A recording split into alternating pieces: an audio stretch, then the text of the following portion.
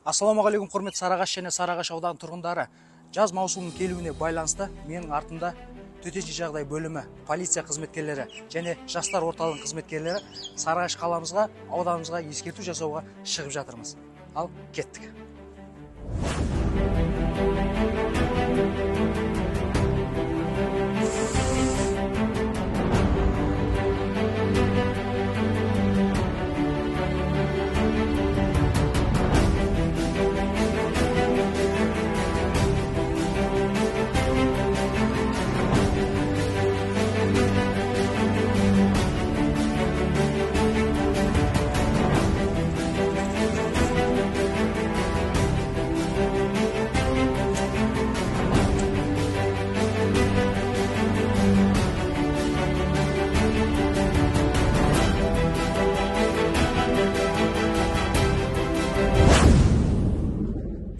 Ағын судың арамдығы жоқ, бірақ қаупі бар. Жаз келді, күн ысыды, яғни біз арықтағы суға шомыламыз. Ал бірақ арықтағы су өміріңізге қауіп төнуі мүмкін. Оған ешкім кепілдік бермейді. Құрметті оқырмандар, 2023 жылдың облыс бойынша статистика көрсеткіші 13 адамды жалмап кетті. Оның 9-ы жас балалар, қалғаны ересектер.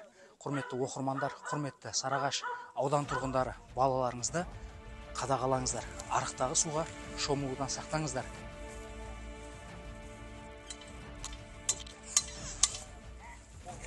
Құрметті Сарыағаш аудан тұрғындары және қонақтары, бүгінде міне Сарыағаш аудан төтенше жағдай бөлімі және полиция қызметкерлерімен ерікті жастар орталығымен бүгінде міне үгіт насихат жұмыстарына жүргізілуде.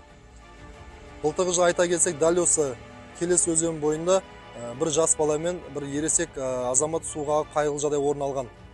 Бұндай жағдай бізде күнделікті және жыл сайын шомылу маусымында шомылуға тыйым салынған орындарда үгіт насихат жұмыстары жүргізілуде.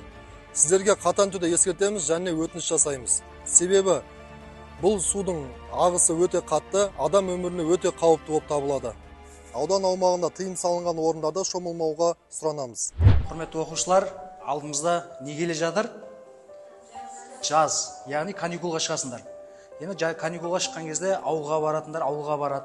Ағын сулар, яғни арықтағы суларға шомылуға тыйым салынады. Әсіресе ұл балалар. Көптеген балалар суға шомылып, ол ағысы қатты болғандықтан ағызып кетеді. Олар өмірлеріне қауіпті.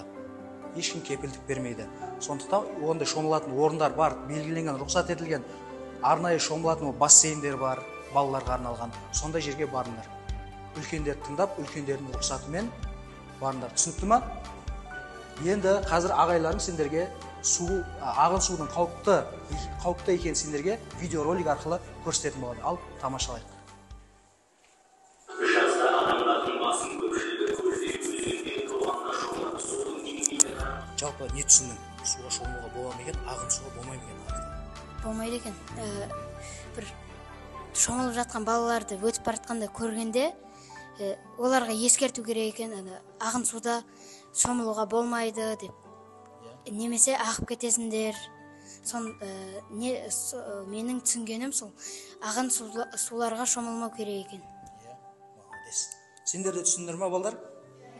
Жарайсыңдар, балдар. Мен Тұрсынбаева Жамиля Нұридин қызы, Сарыағаш ауданында білім бөліміне қарасты номер 78-ші жалпы орта мектебінің басшысы болам. Ал енді бізде оқу жылы биыл 1 маусымда аяқталайын деп жатыр. Соған байланысты біз балалар жазғы демалысқа кетер алдын балалармен әрбір сыныппен жеке-жеке жұмыс жасаймыз. Жазғы демалыста балалардың қауіпсіздік ережелерін сақтау мақсатында, яғни суға шомылу, немесе тауға, басқа да жерге саяхаттау мәселесі бойынша.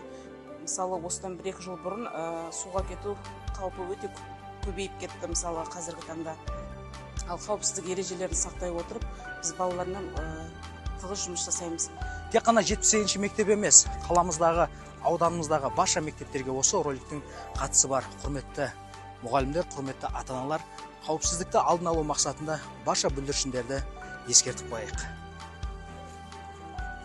Құрметті қала және аудан тұрғындары, Сарыағаш ауданының төтенше жағдайлар бөлімінің қызметкерлері су айдынының және өзендердің бойына мынандай ескерту баннерлерін орнатқан.